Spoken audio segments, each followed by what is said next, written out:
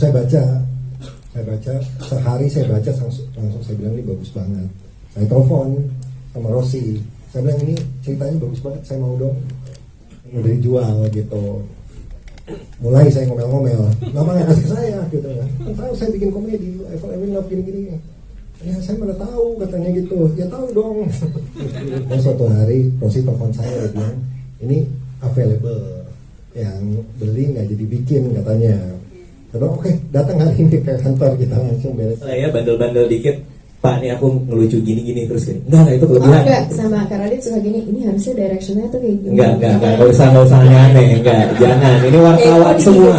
Ini wartawan semua ini.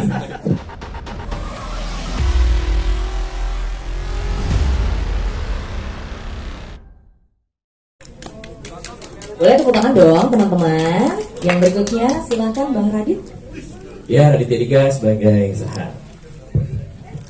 Baik, kemudian Kak Ariel. Selamat malam, saya Ariel Tetun sebagai Mia. Kemudian silakan Kak Radit. Horas, saya Ralinsyah sebagai Intan. Dan Mama. Saya Lina Marpaung sebagai Mama. Ya, baik, terima kasih banyak. Sebagai produser dan director, terima kasih. Baik, terima kasih. Malam teman-teman, terima kasih sudah hadir. Sebelum Bapak Sunil Soraya mungkin mau menyampaikan beberapa kata tentang Malam semuanya, terima kasih sudah hadir buat press conference malam ini film catatan harian Menantu Sinting. Saya mau pertama terima kasih kepada seluruh tim saya di atas sini, Ibu Rosi yang kasih saya cerita yang luar biasa ini. Dan Radit, Ariel, Mama, Ralin, semuanya yang ikut serta dalam film ini luar biasa sekali. Nanti kalian bisa nonton dan mungkin bisa kasih penilaian kalian. Terima kasih. Terima kasih Pak Sunil. Teman-teman, gimana ya? Saya nggak bisa menggambarkan sih dengan kata-kata. Ini seperti mimpi yang jadi kenyataan. Dan saya percaya sekali karena ada lika-likunya juga ya, ada dramanya juga saya bertemu dengan Pak Sunil dan akhirnya berjodoh. Saya percaya banget bahwa ini sudah diatur dari atas. Karena itu saya juga percaya bahwa segala upaya kita akan berbuah. Dan teman-teman, ini cerita yang sangat sederhana sebetulnya. Cerita yang sehari-hari yang relate dengan banyak sekali orang. Tapi dengan dikemas dengan baik, cerita itu kemudian menjadi cerita yang kuat, yang membuat kita bisa melihat ke dalam diri kita dan kemudian bersyukur atas setiap relasi di dalam keluarga kita. Itu aja. Terima kasih banyak Ibu Rosi, luar biasa. Semua teman media, teman-teman Pak Sunil dan teman-teman semua, ini adalah hari yang berbahagia untuk saya sendiri, termasuk ini film kedua dari Batas Senja, film kedua yang menurut saya sangat luar biasa sekali. Benar-benar kita dilibatkan dari promo segala macam sama Pak Sudi, luar biasa. Jadi kita kayak ngerasa penting banget di film ini, luar biasa banget. Proses penggarapannya kita dikasih disuruh nonton sekali, langsung disuruh bikin lagu ya Pak Sunil ya. Suruh bikin lagu 2 minggu, harus bikin lagu yang bagus. Itu benar-benar pressure banget, 2 lagu lagi kan. Itu akhirnya kan biasanya kalau gua tuh batasnya bikin lagunya pakai tim, kali ini gua ngerjain sendiri dari gitar, bass, drum, keyboard, gua yang bikin sendiri spesial untuk film ini. Mudah-mudahan kalian bisa meresapi lagu ini dan mudah-mudahan lagu ini ada nyawanya di film ini. Thank you buat teman-teman semua. Terima kasih buat semua. Terima kasih. Boleh Syutingnya hampir 2 bulan dan lokasinya di sekitar Jakarta aja sih, Jakarta aja sih. Apa sih yang menggerakkan Pak Sunil untuk ngedirect langsung film ini? Setelah 11 tahun yang lalu ya Pak? Wow, luar biasa, setelah 11 tahun ya. Silakan Pak Sunil. Biasanya saya kan produce aja gitu. Cuman kebetulan ada buku catatan harian Menantu Sinting dikasih sama penulisnya, namanya Dona. Dia kasih ke saya, beliau bilang coba baca ini buku, bagus deh gitu. Terus saya baca sehari saya baca langsung saya bilang ini bagus banget. Saya telepon sama Rossi, saya bilang ini ceritanya bagus banget, saya mau dong. Ibu Rosi bilang maaf udah nggak available. Ceritanya udah nggak ada, udah sama orang lain, udah dijual gitu. Mulai saya ngomel-ngomel, lama nggak kasih ke saya gitu kan. Tahu saya bikin komedi, Ever Love gini-gini. Ya saya mana tahu katanya gitu. Ya tahu dong.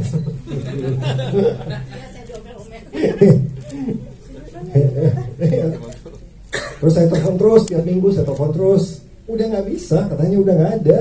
Coba dong, ada nggak? Saya telepon terus nih gimana sih gitu. Hampir 2 bulan, 3 bulan ya. 2 bulanan gitu. Hampir 2 bulan. Ya nggak bisa kalau nggak ada apa-apa ya. Ini udah terjual. Tapi nggak tahu hal ajaib dari mana, tiba-tiba suatu hari Rosi telepon saya, dia bilang ini available, yang beli nggak jadi bikin katanya. Terus oke, datang hari ini ke kantor, kita langsung beresin. Nah selama proses itu, habis itu COVID ya Rosi ya. Habis itu COVID, tadinya mau syuting sebelum COVID, tapi ada COVID nggak bisa syuting, jadi kita develop skenario selama berapa tahun itu, semuanya perjalanannya sambil mencari sutradara, tuh mencari sutradara. Cuman selama proses itu semua saya udah terlalu terlibat dan saya bisa ngerasain bagaimana mendevelop dunianya film ini, karena memang saya suka kultur, sejarah, action atau komedi gitu kan. Jadi kalau waktu film sebelumnya juga dia kultur Padang ya waktu itu. Jadi saya banyak riset, saya suka kalau film yang saya bikin saya bisa riset, saya bisa cari tahu, saya bisa lihat selain Jakarta, selain apa namanya yang bergaul di Jakarta, apalagi sih di daerah gitu. Jadi pas saya lihat Batak, kebetulan ibu saya juga lahir di Medan gitu, jadi saya tahu sedikit-sedikit gitu. Nah, saya pelajari dan saya merasa cukup nyaman kalau saya bikin ini dengan visi saya gitu. Mungkin hari ini bisa ditonton, bisa dinilai benar nggak visi saya gitu ya. Jadi pada saat saya lihat, saya baca ceritanya segala macam, udah melekat aja nih, harus begini gitu. Tapi ternyata pas syuting nggak segitu gampangnya gitu. Banyak perubahan, banyak hal ya yang lain-lain yang harus dilewatin gitu. Tapi ya itu ceritanya kalau mau tahu gitu. Wow, ternyata memang tidak semudah itu juga ya. Tapi akhirnya jadi nih film catatan harian Menantu Sinting. Sebetulnya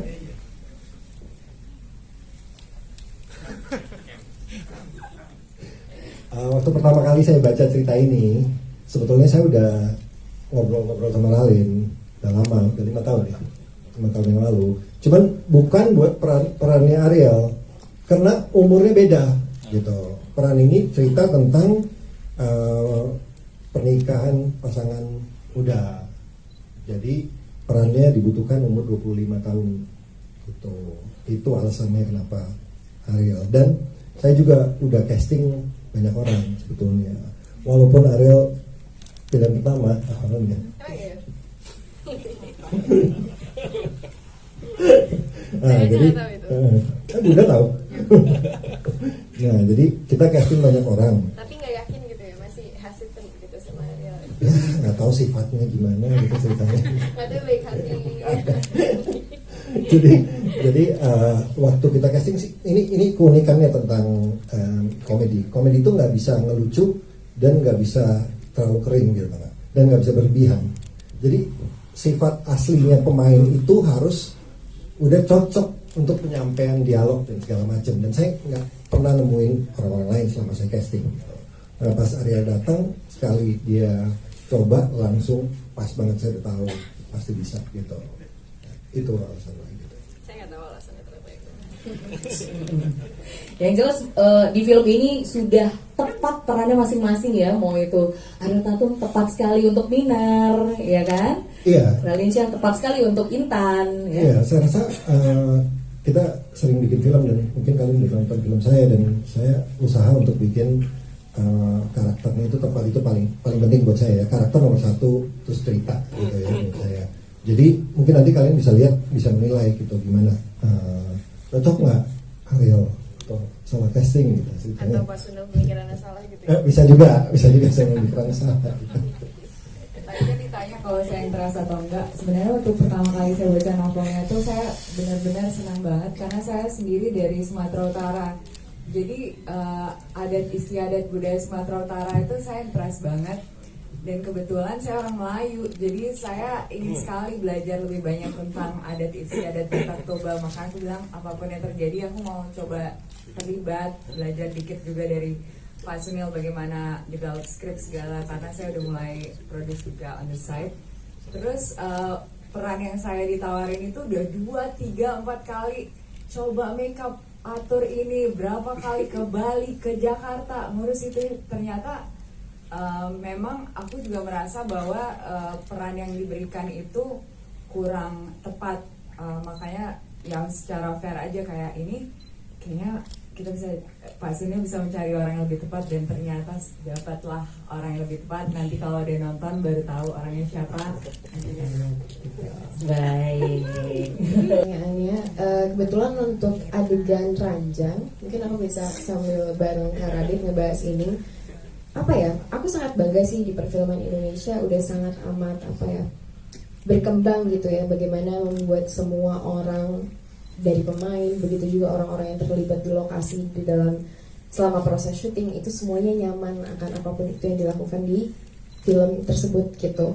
Tentu saja kita melalui banyak sekali proses workshop, kita melalui banyak sekali ngobrol-ngobrol apa yang nyaman, dan Pak Sunil juga sangat membebaskan kepada kami berdua untuk explore apa yang nyaman dan apa yang tidak untuk kita berdua gitu, dan apa yang bikin kita nyaman untuk melakukan adegan tersebut di set gitu, apa aja batasan-batasan yang pas untuk kami berdua gitu. Jadi semua itu bisa dilalui dengan aman dan nyaman untuk aku dan Kak Radit sih kebetulan ya. Kamu ada yang mau ditambahkan, silakan. Ya, lama banget nggak ngomong jadi seru. Ya memang semua kita obrolin ya dari awal pun, skrip pun juga Pak Sunil juga bilang ini ada adegan yang seperti ini, dibaca dulu, saya diskusi juga kan ke keluarga dan lain-lain. Ya udah aman sih semuanya ya. Yang penting kan kita melalui semua workshop ini juga udah panjang ya waktunya ya, ada kali 4 bulan ya Pak ya? 5 bulan ya, dan mudah-mudahan hasilnya seperti yang teman-teman lihat aja. Itu sih kan. Baik, terima kasih banyak. Iya, terima kasih dilampuin ya, udah kayak DPO gue ya. Kayak kata maling gue. Ya maaf Pak, saya sekali doang Pak. Saya sekali doang Pak, maaf Pak. Kayak lagi ditangkap gue. Ya menjawab itu ya. Yang pertama kebetulan saya belum nonton filmnya gitu. Cuma ketika lagi syuting kita berapa kali ketawa-ketawa sendiri ketika adegannya lagi diiniin, lagi disyutingkan gitu. Jadi menikmati prosesnya juga. Untuk sintingnya kayak gimana, saya percaya sih ini pasti akan jadi sesuatu yang seru banget karena dari skripnya aja juga udah lucu. Aku baca bukunya Karosi aja juga udah ketawa-ketawa gitu. Terjemahannya juga benar-benar sangat baik ya. Sebagai pemain, tanggung jawab kita adalah mewujudkan visi sutradara. Jadi pastinya Pak Sunil mau kayak gimana, pasti aku coba wujudkan visinya Pak Sunil gitu. Meskipun kadang-kadang ada lah ya bandel-bandel dikit, Pak ini aku ngelucu gini-gini terus ya. Enggak itu kelebihan. Oh enggak, sama Kak Radit suka gini, ini harusnya directionnya tuh kayak gini. Enggak usah aneh, enggak, jangan. Ini wartawan semua. Ini wartawan semua ini. Bukan.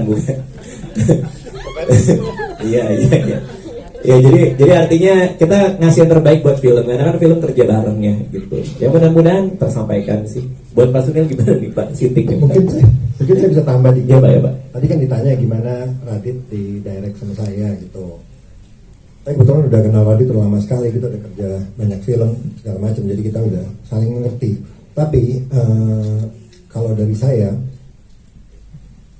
nilai Radit orangnya pintar. Jadi kalau ada apa-apa di sebuah scene yang saya merasa dialognya kurang kurang pas, chemistry-nya kurang pas, perlu saya ganti sedikit, saya bakal ngobrol sama Radit juga gitu. Ini gimana Dit? Kalau enaknya gimana? Dialognya terlalu panjang dan bertele-tele, gimana kalau kita cut gitu? Nah, dia cepet suka kasih saya ide gitu. Itu menurut saya gitu. Iya benar Pak. Nah, kebetulan juga scriptwriter kan. Iya. Kadang-kadang juga kayak dia nih super genset belum datang, boleh nyetir nggak gitu.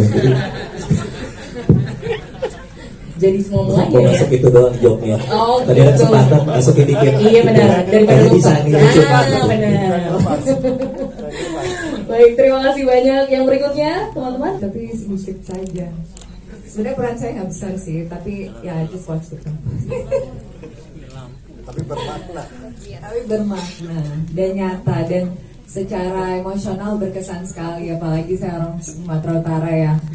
ada berapa prosesi di film ini yang akan dinikmati oleh kalian semua nanti. Bisa kalian lihat bagaimana cara detail dan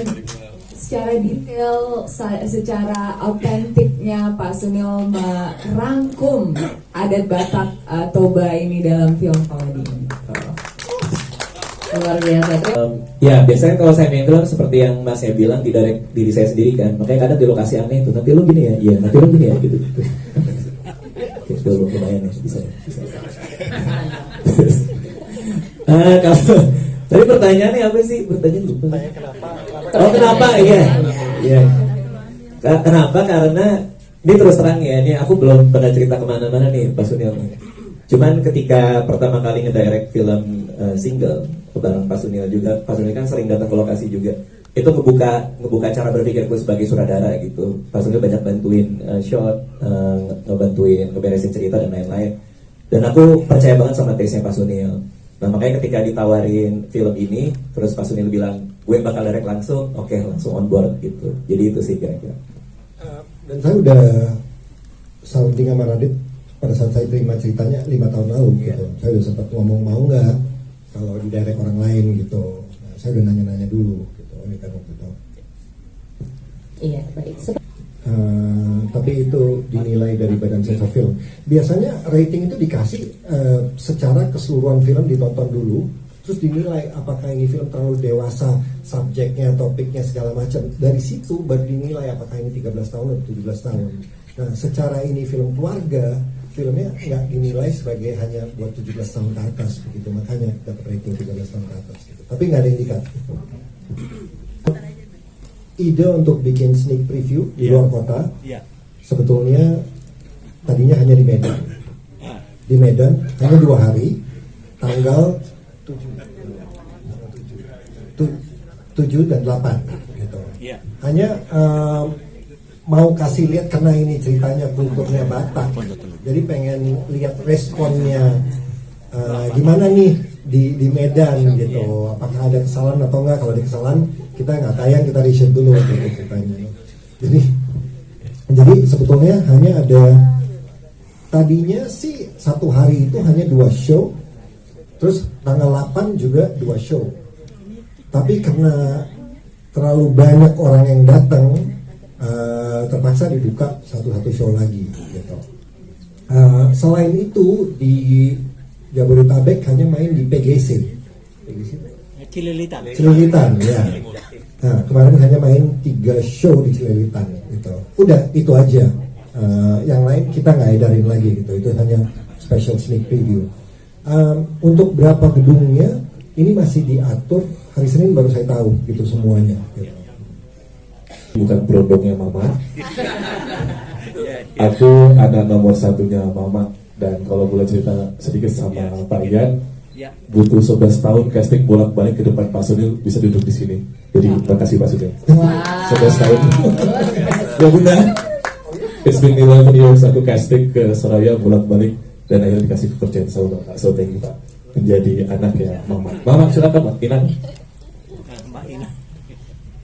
Maaf saya memang baru keluar dari UGD. Serius ya. Biasanya saya nggak pernah sakit, ini sakit karena mungkin filmnya mau sukses. Amin. Siapa tadi bilang berondong saya? Saya itu yang buat. Anak sayangan ya. Oke, nanti lihat aja ceritanya. Nah, betul. Makin bikin menarik. Karena dulu kalau di Indonesia kita bikin film kan selalu Jakarta ya gitu, dan kita nggak pernah kasih kesempatan buat orang untuk lihat keluar Jakarta atau keluar Jawa gitu. Nah sekarang makin banyak penulis yang nulis dari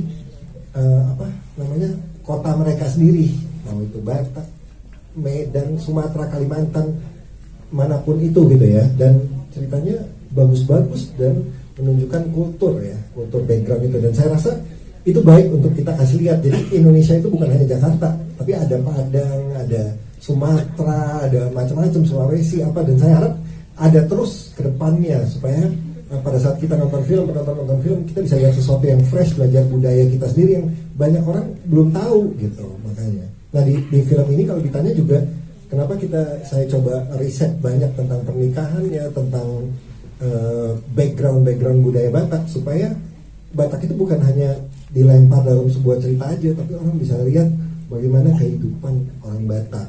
Gitu. Itu sih. Statementnya? Sebagai penulis, saya bersyukur sekali ini dipegang oleh Pak Sunil dan diperankan oleh Bang Radit, Karil, dan Mama ya. Juga ada Monang, kok Monang sih, Bang Robi. Nah, itu pas banget ya menurut saya ya. Dan nonton deh filmnya. Karena bukannya saya bukannya saya mau gimana gitu ya. Bukannya saya jualan gitu ya. Tapi saya sendiri melihat satu keseriusan di dalam berkarya. Benar-benar total. Semuanya berperan dan ada chemistry yang kuat sekali di antara mereka sehingga menghasilkan satu karya yang bagus sekali. Percaya? Tidak saya. Terima kasih banyak. Kemudian untuk para pemain mau diwakili oleh Bang Radit atau Kak Ariel mungkin closing statementnya? Ya, tunjuk-tunjukkan. Ini suami istri begini. Kita berdua aja ya. Boleh. Boleh. Jangan nonton filmnya. Ini kalau saya bangga banget bisa terlibat dalam produksi ini. Sungguh sangat serius apa yang kami lakukan. Hampir setiap hari kami reading dengan semua acting coach, dengan semua apa yang kita lakukan, direct coach, apa yang kita lakukan di lapangan. Iya, ada karena ada adegan perokok juga. Saya di sana saya punya smoking coach sendiri. Ya ini orangnya. Dan ternyata Radit bisa ngomong bahasa Batak ya. Betul. Belajar bahasa Batak juga. Jadi mudah-mudahan keseriusan, kesungguhan dan hati yang kami taruh di proyek ini nyampe ke kalian semua itu aja sih. Thank you. Amin. Dari Kak Ariel. Cukup. Selamat malam. Saya cuma mau mengucapkan terima kasih atas kedatangan teman-teman semua pada malam hari ini. Semoga sebuah karya yang kami ciptakan dengan proses yang sangat panjang, sangat serius dan penuh hati ini bisa menghibur kalian semua. Kalian bisa terhibur, bisa ngajak semua teman-teman dan keluarga untuk nonton bareng. Dan ada sedikit atau beberapa hal yang bisa jadikan pembelajaran dibawa pulang. Terima kasih banyak untuk waktunya. Terima kasih banyak. Boleh tepuk tangan sekali lagi dong teman-teman.